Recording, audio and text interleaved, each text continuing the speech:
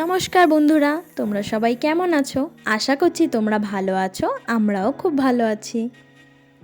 তো শীতকাল তো প্রায় শেষের পথেই, মোটামুটি আর একটা মাস পর থেকেই আর শীত থাকবে না। তো সেই কারণে শীতকালে একটু বাটাবুটি না খেলে হয়, তাই জন্য আমি আজকে একটা নতুন বাটা রেসিপি নিয়ে চলে এসেছি।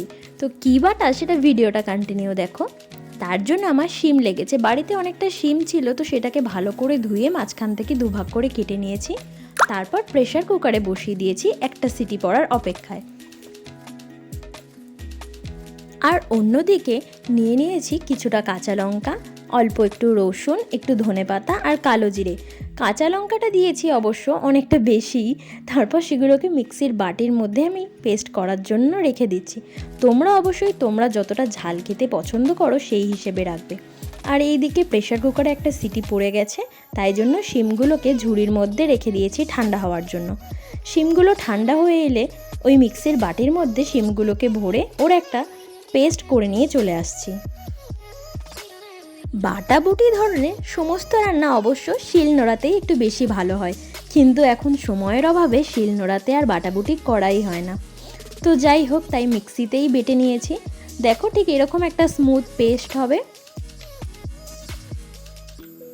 এরপর গ্যাসটা অন করে তাতে একটা কড়াই বসিয়ে দিলাম গরম হওয়ার জন্য। কড়াইটা হালকা গরম হয়ে এলে ওর মধ্যে সর্ষের তেল দিয়ে দিলাম। সর্ষের তেলটা হালকা গরম হলে ওর মধ্যে অল্প একটু কালো জিরে দেব। আর তারপরে ওই যে শিমের যে পেস্ট আমরা বানিয়েছিলাম সেই পেস্টটা কড়াইয়ের মধ্যে দিয়ে ভালো করে নাড়াচাড়া করব। গ্যাসটা মিডিয়াম ফ্লেমে রেখেই ভালো করে এই পেস্টটাকে নাড়াচাড়া করব।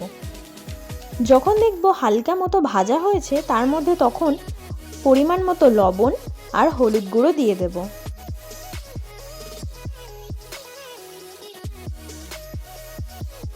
এরপর শিম বাটাটাকে একটু ভালো করে ভেজে নেব।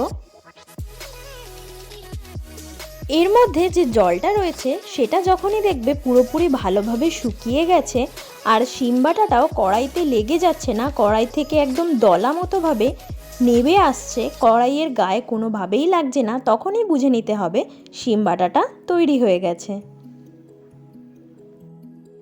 দেখো আমি খুন্তি দিয়ে শিম বাটাটাকে কড়াইয়ের গায়ে লাগানোর চেষ্টা করছি, কিন্তু লাগছে না, তার মানেই আমার এই শিম বাটাটা রেডি হয়ে গেছে।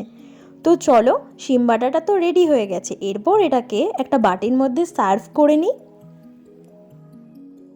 গরম গরম ভাতের সঙ্গে এই শিম বাটাটা খেতে অসাধারণ লাগবে, বিশ্বাস করো। অবশ্যই তোমরা এই শিম বাটাটা একবার ট্রাই করে দেখো, আর কেমন লাগে সেটা অবশ্যই কমেন্ট করে জানিও। আর তোমরা কারা কারা আমার মতো শীতকালে বাটাবুটি খেতে পছন্দ করো সেটা অবশ্যই কমেন্ট করে জানিও।